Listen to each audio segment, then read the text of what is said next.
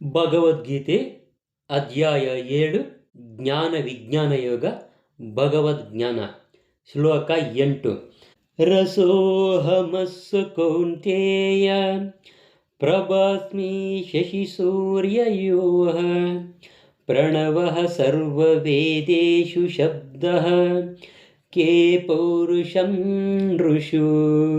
ಅನುವಾದ: ಹೇ ಅರ್ಜುನ, ನಾನು ನೀರಿನ ರುಚಿಯು, ಸೂರ್ಯ ಚಂದ್ರ ಬೆಳಕು, ವೇದದ ಮಂತ್ರಗಳಲ್ಲಿ ಓಂಕಾರವೂ ಆಗಿದ್ದೇನೆ. ನಾನು ಆಕಾಶದಲ್ಲಿ ಶಬ್ದವೂ, ಪುರುಷರಲ್ಲಿ ಪೌರುಷವೂ ಆಗಿದ್ದೇನೆ ಅಂತ ಕೃಷ್ಣನು ಹೇಳುತ್ತಾನೆ. ಇದರ ಭಾವಾರ್ಥ: ತನ್ನ ವಿವಿಧ ಐಹಿಕ ಮತ್ತು ಆಧ್ಯಾತ್ಮಿಕ ಶಕ್ತಿಗಳಿಂದ ಭಗವಂತನು ಹೇಗೆ ಸರ್ವವ್ಯಾಪ್ತಿ ಎಂದು ಈ ಶ್ಲೋಕವು ವಿವರಿಸುತ್ತದೆ. ಪರಮ ಪ್ರಭುವನ್ನು ಮೊದಲು ಅವನ ವಿವಿಧ ಶಕ್ತಿಗಳಿಂದ ಗ್ರಹಿಸಬಹುದು. ಇದು ನಿರಾಕಾರವಾಗಿ ಅವನನ್ನು ಗ್ರಹಿಸುವಂತಹ ಒಂದು ರೀತಿ. ಸೂರ್ಯನಲ್ಲಿರುವ ದೇವತೆಯು ವ್ಯಕ್ತಿಯಾಗಿದ್ದು, ಸರ್ವವ್ಯಾಪ್ತಿಯಾದಂತಹ ಅವನ ಶಕ್ತಿ ಸೂರ್ಯ ಪ್ರಭೆಯಿಂದ ಅವನನ್ನು ಗ್ರಹಿಸುವ ಹಾಗೆ ಭಗವಂತನು ತನ್ನ ನಿತ್ಯ ನಿವಾಸದಲ್ಲಿದ್ದರೂ ಕೂಡ ಅವನ ಸರ್ವವ್ಯಾಪ್ತಿಯಾಗಿ ಹರಡಿಕೊಂಡ ಶಕ್ತಿಗಳಿಂದ ಗ್ರಹಿಸಲ್ಪಡುತ್ತಾನೆ. ನೀರಿನ ರುಚಿಯು, ನೀರಿನ ಕ್ರಿಯಾಶಾಲಿ ತತ್ವ.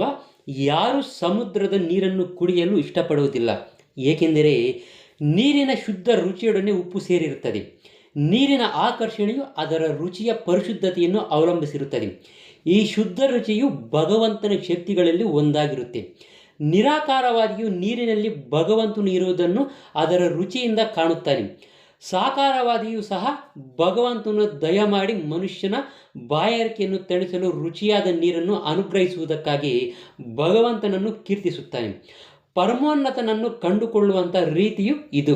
ವಾಸ್ತವವಾಗಿ ಹೇಳಬೇಕೆಂದರೆ ಸಾಕಾರವಾದಕ್ಕೂ ನಿರಾಕಾರವಾದಕ್ಕೂ ಘರ್ಷಣೆ ಇಲ್ಲ. ಭಗವಂತನನ್ನು ಬಲ್ಲವನಿಗೆ ಪ್ರತಿಯೊಂದರಲ್ಲೂ ಏಕಕಾಲದಲ್ಲಿ ನಿರಾಕಾರ ಕಲ್ಪನೆಯು, ಸಾಕಾರ ಕಲ್ಪನೆಯೂ ಇವೆ ಮತ್ತು ಪರಸ್ಪರ ವಿರೋಧವೇನೂ ಇರುವುದಿಲ್ಲ ಎನ್ನುವುದು ತಿಳಿದಿರುತ್ತದೆ. ಆದ್ದರಿಂದ ಚೈತನ್ಯ ಮಹಾಪ್ರಭುಗಳು ತಮ್ಮ ಭವ್ಯ ಸಿದ್ಧಾಂತವನ್ನು ಸ್ಥಾಪಿಸಿದರು. ಅದು ಅಚಿಂತ್ಯ ಭೇದ ಮತ್ತು ಅಭೇದ ತತ್ವ, ಏಕಕಾಲದಲ್ಲಿ ಏಕತೆ ಮತ್ತು ಭೇದ. ಬ್ರಹ್ಮಜ್ಯೋತಿಯು ಭಗವಂತನ ನಿರಾಕಾರ ಪ್ರಭೆ. ಸೂರ್ಯ ಮತ್ತು ಚಂದ್ರರ ಬೆಳಕು ಮೂಲತಃ ಬ್ರಹ್ಮಜ್ಯೋತಿಯಿಂದ ಹೊರಸೂಸುತ್ತವೆ. ವೇದದ ಪ್ರತಿಯೊಂದು ಶ್ಲೋಕವೂ ಕೂಡ ಪ್ರಣವ ಅಥವಾ ಓಂಕಾರದ ದಿವ್ಯ ನಾದದಿಂದ ಪ್ರಾರಂಭವಾಗುತ್ತದೆ. ಇದು ಭಗವಂತನನ್ನು ಸಂಬೋಧಿಸುತ್ತದೆ. ಪರಮೋನ್ನತನಾದ ಶ್ರೀಕೃಷ್ಣನನ್ನು ಅವನ ಅಸಂಖ್ಯಾತ ಹೆಸರುಗಳಿಂದ ಸಂಬೋಧಿಸಲು ನಿರಾಕಾರವಾದಿಗಳು ಬಹಳ ಹೆದರಿಕೊಳ್ಳುತ್ತಾರೆ. ಆದ್ದರಿಂದ ಅವರು ಓಂಕಾರದ ದಿವ್ಯ ಶಬ್ದವನ್ನು ಉಚ್ಚರಿಸಲು ಬಯಸುತ್ತಾರೆ.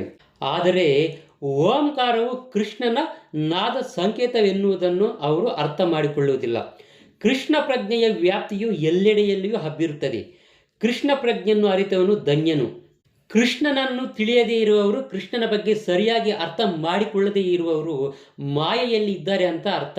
ಆದ್ದರಿಂದ ಕೃಷ್ಣ ಜ್ಞಾನವೇ ಮುಕ್ತಿ ಮತ್ತು ಅವನನ್ನು ತಿಳಿಯದಿರುವುದೇ ಬಂಧನ ಅಥವಾ ಅಂಧಕಾರ.